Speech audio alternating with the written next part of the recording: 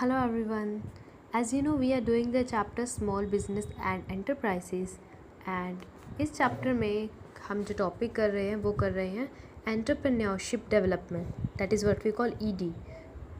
We have already learned about meaning and features of ED. Today we will read the needs of entrepreneurship development and the process of the same. So let's start it. Why do we need entrepreneurship? हमें entrepreneurship क्यों चाहिए? Entrepreneurship क्या होता है? Entrepreneurship मतलब वो process जिसमें business unit को रन किया जाता है ताकि प्रॉफिट अर्न किया जा सके.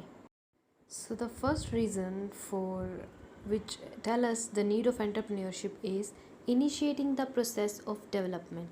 अगर किसी कंट्री में डेवलपमेंट के प्रोसेस को स्टार्ट करना है तो वहाँ पर एंटरप्रेन्योरशिप की ज़रूरत है. वहाँ पर और बिज़नेस यूनिट्स को सेटअप करने की ज़रूरत है. जब बिज़नेस वहाँ पर बढ़ जाएंगे तो ऑब्वियसली एक कंट्री की जीडीपी यानी कि जो ग्रॉस डोमेस्टिक प्रोडक्ट है वो भी बढ़ जाएंगे.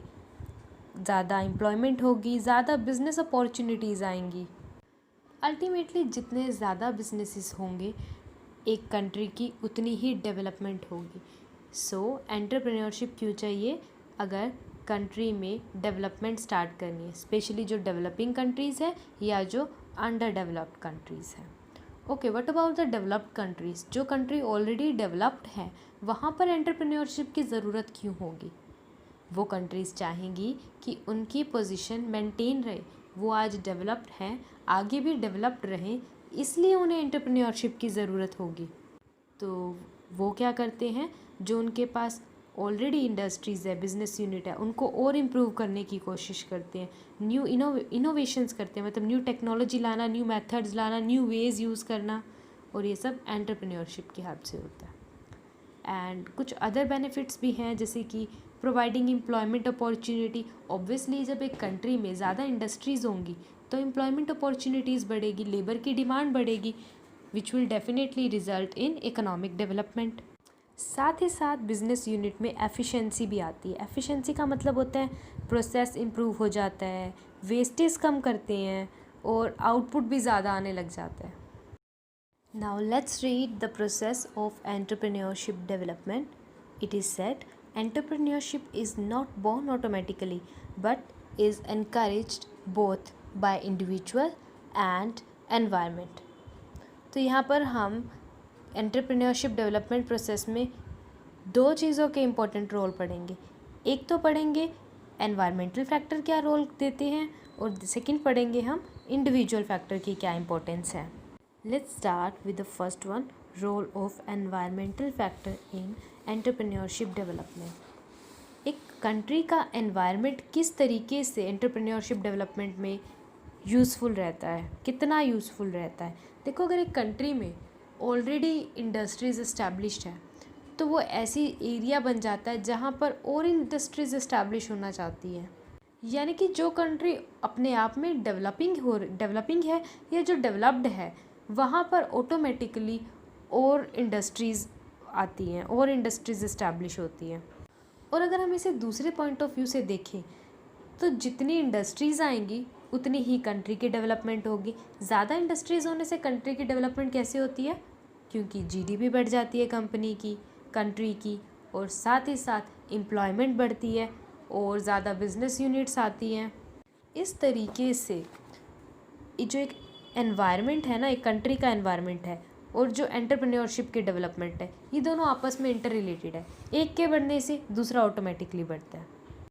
As you can see in the picture, यहाँ पर एंटरप्रेन्योरशिप डेवलपमेंट और इकोनॉमिक डेवलपमेंट को एक सर्कल में दिखाया हुआ है. यानी कि ये एक ऐसा प्रोसेस है जो राउंड बाय राउंड चलता है. अगर एंटरप्रेन्योरशिप डेवलपमेंट होगी तो उससे इकोनॉमी डेवलप होगी, और अगर इकोनॉमी डेवलप हो रही है तो उससे एंटरप्रेन्योरशिप डेवलप होगी.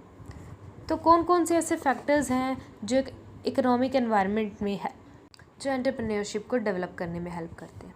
ये होता है कि इकोनॉमिक सिस्टम. इकोनॉमिक सिस्टम मतलब एक कंट्री किस सिस्टम से वर्क करती है, कैसे अपने रिसोर्सेज को यूज़ करती है. Second is strong infrastructure. अगर अच्छी बिल्डिंग्स, अच्छे रोड्स, अच्छी कंस्ट्रक्शन है तो वो डेफिनेटली मोर इंडस्ट्रीज़ को इनकरेज करेगी, मोटिवेट करेगी. Reduced rate of interest. अगर रेट ऑफ इंटरेस्ट कम होगा तो लोग चाहेंगे कि ज़्यादा से ज़्यादा पैसा वो बिज़नेस में लगाएं इंस्टेड सेविंग द मनी, क्योंकि उससे रेट ऑफ इंटरेस्ट तो बहुत ही कम मिलेगा ना। रिड्यूस टैक्सेशन, जब प्रॉफिट अर्निंग पर टैक्स कम होगा तो लोग सोचेंगे कि क्यों ना बिज़नेस में पैसा लगा लिया जाए, ज़्यादातर मनी तो उन्हीं के हैंड में रहेगा। मॉडरेट इन्फ्लेशन का मतलब है एक सही लेवल की महंगाई इधर आना। देखो, इन्फ्लेशन आना ज़रूरी होता है, और इन्फ्लेशन अगर नॉर्मल रेट से आता है, बहुत धीमे धीमे आता है, धीरे धीरे आता है, तो वो एक इकोनॉमी के लिए अच्छा होता है। कैपिटलिस्टिक इकोनॉमी, कैपिटलिस्टिक का मतलब है ज़्यादा से ज़्यादा प्राइवेट सेक्टर को इम्पोर्टेंस देना। जब ज़्यादा चीज़ें प्राइवेट हैंड्स में आ जाएंगी तो कंपटीशन बढ़ जाता है, जिससे कॉस्ट भी कम आती है, एफिशिएंसी भी बढ़ती है, एंड प्रॉफिट अर्निंग यानी कि बहुत सारे बिजनेस यूनिट्स को भी आगे आने का मौका मिलता है। और availability of individual opting for entrepreneurship career, एक इंडिविजुअल के पास ऑप्शन हो कि वो कौन सा करियर चूज़ करना चाहता है।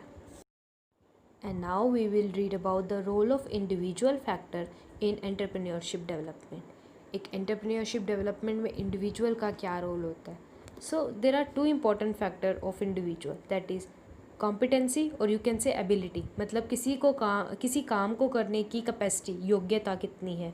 सेकेंड इज़ विलिंगनेस, यानी कि काम को करने की इच्छा कितनी है। एक इंडिविजुअल के अंदर ये दो क्वालिटीज़ ये फिक्स कर देती है कि वो क्या एंटरप्रेन्योरशिप को डेवलप करने में हेल्प करेगी या नहीं। एक पर्सन जिसमें काम करने की कैपेबिलिटी भी है और विलिंगनेस भी है, वो ऐसा पर्सन है जो डेफिनेटली एंटरप्रेन्योरशिप को डेवलप करेगा। Let's see the relation between competence and willingness through the matrix. आप यहाँ देख सकते हो एक मैट्रिक्स दी हुई है जहाँ पर वर्टिकली विलिंगनेस को शो किया हुआ है और हॉरिजॉन्टली कॉम्पिटेंसी को शो किया हुआ है। इन दोनों के जो एडजस्टेंट पॉइंट है उसे लो कहा गया है, और जो अदर पॉइंट्स है उसे हाई कहा गया है। तो इन दिस वे हमारे पास 4 बॉक्स अवेलेबल है। If you see at the left corner, competency भी लो है और विलिंगनेस भी लो है, यानी ऐसे इंडिविजुअल्स जिनमें कॉम्पिटेंसी भी लो होगी और विलिंगनेस भी लो होगी, उन्हें हम कहेंगे नॉट रेडी एंटरप्रेन्योर। अगर हम इससे ऊपर बात करें, जो नॉट रेडी एंटरप्रेन्योर के ऊपर है, 3rd नंबर में, यहाँ पर कॉम्पिटेंसी तो कम है, मतलब इस पर्सन में योग्यता इतनी नहीं है, अभी कैपेसिटी कम है, कैपेबिलिटी कम है, बट विलिंगनेस बहुत है इस पर्सन में, काम करना चाहता है बट कैपेबिलिटी नहीं है। तो ऐसे पर्सन को हम कहेंगे ईगर एंटरप्रेन्योर, यानी जो कुछ करना चाहता है। ठीक है, अगर हम बात करें सेकेंड नंबर के इंडिविजुअल, वो इंडिविजुअल है जिनमें कॉम्पिटेंसी तो हाई है, यानी उनके अंदर कैपेबिलिटी अवेलेबल है, काम कर सकते हैं वो, बट विलिंगनेस नहीं है, वो काम करने की इच्छा नहीं रखते। ऐसे एंटरप्रेन्योर को कहते हैं पोटेंशियल एंटरप्रेन्योर, मतलब इनके अंदर योग्यता है, पोटेंशियल है, but they are not ready, अभी रेडी नहीं है ना। But if we talk about the 4th one, इसमें कॉम्पिटेंसी भी हाई है और विलिंगनेस भी हाई है, they are the ready entrepreneur. Now let's read about them one by one. First is not ready entrepreneur. This is a condition in which a person lacks both the competency and willingness to do something. So there is no entrepreneurship in this case. ऐसे case में कोई entrepreneurship नहीं होगी। Second is potential entrepreneur. ये वो condition है जहाँ person में ability है but willingness नहीं है। अगर उसके अंदर willingness को जगा दिया जाए किसी तरीके से तो वो एक अच्छा entrepreneur बन सकता है। The third one is eager entrepreneur. ये ऐसा पर्सन है जिसमें विलिंगनेस तो है बट एबिलिटी नहीं है, और अगर इस पर्सन को कैपेबल बना दिया जाए, नॉलेज दे दी जाए, सिखा दिया जाए काम कैसे करना है, then he will also prove as a good entrepreneur. And 4th one is ready entrepreneur. He is already ready because he has capability as well as willingness to do the work. So we can say the person who has both this quality is the one who will develop entrepreneurship. So that's it for today. I hope you understood today's lecture. In case of any doubt in any point, you can contact me, and as a homework you have to learn the complete topic of entrepreneurship development. Thank you.